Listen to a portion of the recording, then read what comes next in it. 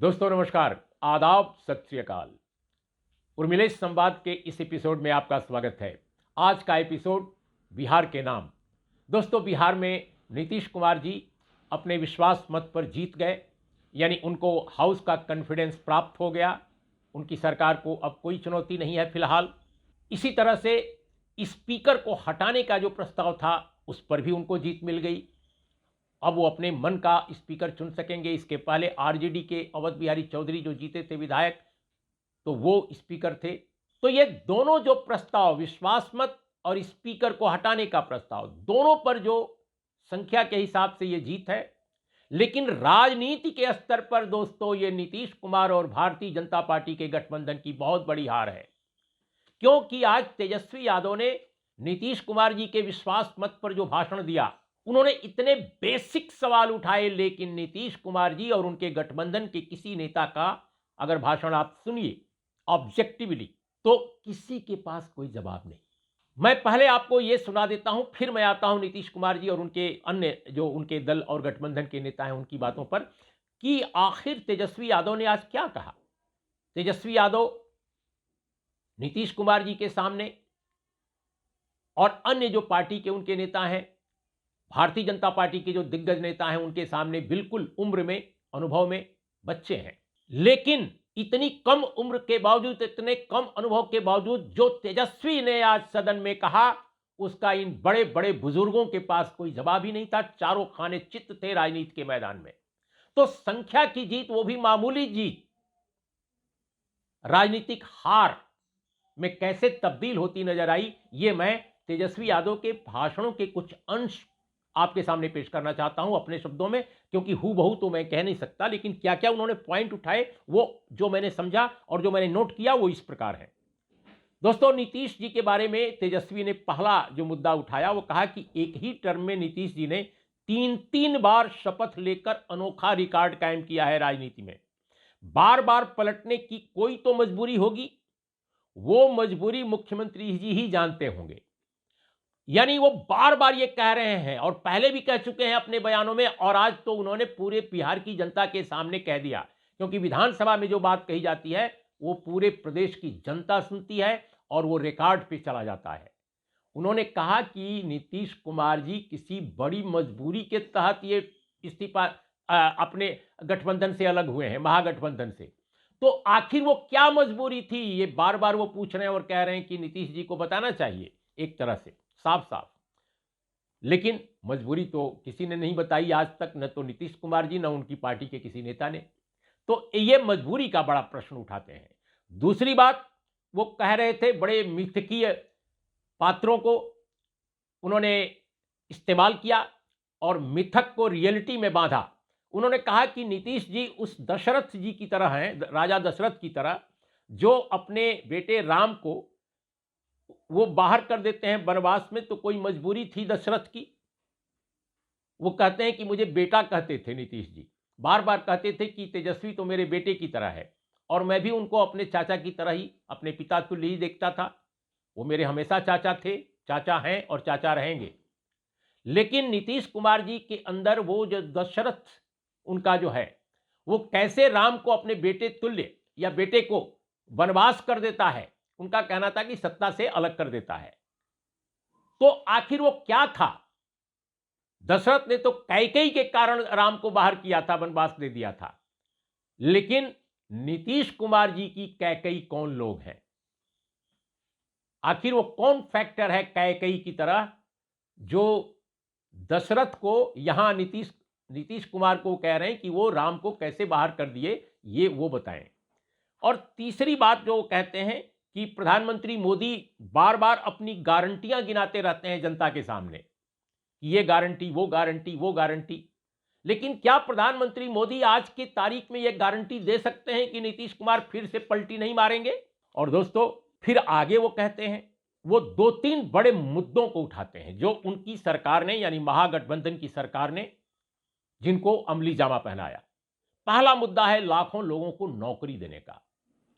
वो कहते हैं कि नीतीश कुमार जी के सामने जब एक विपक्षी नेता के तौर पे मैं अपनी रैलियों में, चुनाव में हर जगह सवाल उठाता था, और जब ये भाजपा के साथ थे मुख्यमंत्री, तो बार बार ये कहते थे कि ये लड़का यानी तेजस्वी लाखों लोगों को नौकरी देने की बात करता है, कहां अपने बाप के घर से पैसा लाएगा नौकरी देने के लिए? सीधे इसी शब्द, यही शब्द उनके हैं। लेकिन जब हम लोगों की सरकार बनी नीतीश कुमार जी के साथ, तो हमने लाखों लोगों को नौकरियां दिलवाई। और नौकरी का जो प्रस्ताव जब आया तो नीतीश कुमार मुख्यमंत्री के तौर पे बहुत व्याकुल थे, परेशान थे कि कैसे नौकरी मिलेगी। लेकिन हमने शुरुआत की और हम सचमुच 10 लाख तक पहुंचते। लेकिन तब तक तो सरकारी चली गई। लेकिन जितनी नौकरियां, उनका कहने का मतलब यह था कि जितनी नौकरियां हमने दिलाई वो लाख में है। तो कैसे ये नौकरी मिली, ये हमारा अचीवमेंट है, हमारी सरकार का अचीवमेंट है। और दूसरी बात जो उन्होंने कही बड़ी दिलचस्प है, उन्होंने कहा एक बहुत बड़ी जो उपलब्धि हम लोगों की सरकार की थी, महागठबंधन की थी, जिसमें नीतीश कुमार जी और आरजेडी और जितने लोग समर्थन कर रहे हैं हमारी सरकार का, कांग्रेस वाले, सबकी है कि वो जातिवार जनगणना की जो राष्ट्रीय मांग हमारी है, उसका एक मॉडल हमने बिहार में पेश किया कि हमने जातिवार सर्वेक्षण कराया। और भारतीय जनता पार्टी जातिवार जनगणना का हमेशा से विरोध करती रही है, लेकिन हमने सहमति बनाई प्रदेश में और जातिवार सर्वेक्षण हुआ। तो यह भी हमारी बड़ी कामयाबी है। और इसके बारे में वो कहते हैं कि कर्पूरी ठाकुर जी का उल्लेख करते हुए तेजस्वी अपने भाषण में कहते हैं कि उनको भारत रत्न भी मिला है। हम बहुत खुश हैं कि कर्पूरी जी जैसे महान नेता को भारत रत्न मिला। लेकिन यह भारत रत्न उनको सम्मान के स्वरूप दिया गया है या किसी राजनीतिक या चुनावी डील के तहत दिया गया है, यह सवाल उठाते हैं। बहुत बड़ा सवाल है। और इसके लिए वो तथ्य पेश करते हैं कि जब कर्पूरी जी जीवित थे, तो जब आरक्षण उन्होंने लाया बिहार में, तो उस आरक्षण के खिलाफ जनसंघ वालों ने कर्पूरी ठाकुर को हर जगह गालियां दी, सड़क पर गालियां दी, और ऐसी ऐसी गालियां दी जो मैं इस समय विधानसभा में बोल नहीं सकता। और वही जनसंघ वाले आज भाजपा के रूप में नीतीश कुमार जी के साथ बैठे हुए हैं। फिर वो कहते हैं, यही नहीं कहते, वो कहते हैं कि नीतीश कुमार जी तो स्वयं ही बता सकते हैं, वही जानते होंगे कि आखिर कर्पूरी जी को तो सम्मान ये जनसंघ वाले नहीं दे सकते। जनसंघ का मतलब भाजपा आज की। तो ये जरूर कोई डील हुई है, और वो डील क्या हुई है तो आश्चर्यजनक ये है। वो कहते हैं कि कर्पूरी जी जैसे महान नेता, जो हमारे पिताजी लालू प्रसाद जी और नीतीश कुमार जी दोनों उनके अनुचर थे, उनके समर्थक थे, लेकिन आज नीतीश कुमार जी ने उन्हीं कर्पूरी ठाकुर को डील का हिस्सा बना दिया। सम्मान के बजाय उन्होंने सौदा कर लिया, ये कहते हैं।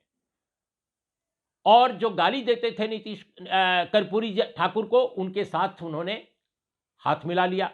तो यह भी एक बड़ा सवाल उठाते हैं कर्पूरी ठाकुर की विरासत को लेकर, कि कर्पूरी ठाकुर की राजनीतिक विरासत के हकदार इस तरह से नीतीश कुमार नहीं हो सकते। उनका सीधा ये अटैक है नीतीश कुमार पर।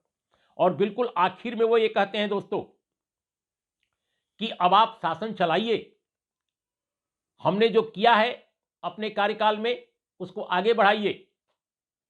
वो ये भी कहते हैं कि अब आप लोगों की सरकार आई है, तो ओल्ड पेंशन स्कीम जिसके लिए हम लोग प्रयासरत थे, उसको अमली जामा पहनाइए। ओल्ड पेंशन स्कीम, यह भी वो कहते हैं। यानी एक तरह से एक बड़ा एजेंडा वो इस सरकार के सामने चुनौती के रूप में फेंकते हैं, सामने रखते हैं। और फिर वो कहते हैं कि आप लोग काम कीजिए यहां रहकर, अब हम तो मैदान में जा रहे हैं। मैदान का मतलब खेत खलिहान, गांव, कस्बा, घर, शहर, हर जगह जा रहे हैं हम।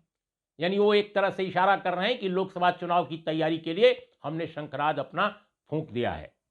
दोस्तों, मैं नहीं जानता कि आगे क्या होगा बिहार की राजनीति में, लेकिन आज जो हुआ है, यह जो संख्या की जीत है नीतीश कुमार जी की और भारतीय जनता पार्टी की, वो राजनीतिक तौर पे अगर उसको देखें तो तेजस्वी के आगे बहुत बड़ी हार है। क्योंकि नीतीश कुमार जी तेजस्वी द्वारा उठाए, तेजस्वी उनके सामने क्या है? वाकई उनका भतीजा है, बिल्कुल बच्चा है। लेकिन इस बच्चे ने इतने अनुभवी नेता के सामने जो सवाल ठोके, उन सवालों का नीतीश कुमार जी के पास कोई जवाब नहीं था।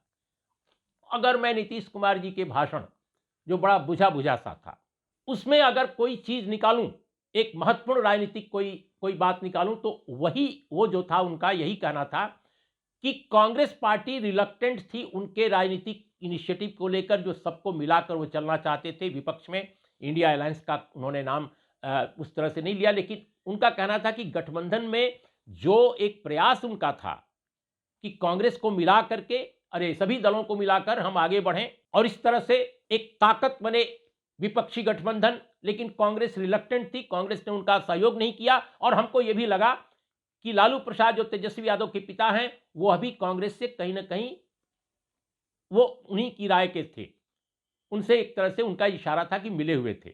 तो हमको लगा कि अब हम क्या करें, तो इसलिए हमने छोड़ दिया। प्रकारांतर से उनका कहना था कि कांग्रेस पार्टी और लालू प्रसाद के कारण ही वो अलग हुए हैं, लेकिन और कोई बात वो नहीं बता सके कि उनकी और क्या मजबूरी थी, जिस मजबूरी की तरफ बार बार तेजस्वी यादव ने इशारा किया। और उस इशारा क्या किया, उन्होंने नाम लिया, बार बार उन्होंने ये कहा, ये शब्द यूज किया कि आखिर चचा की वो क्या मजबूरी थी।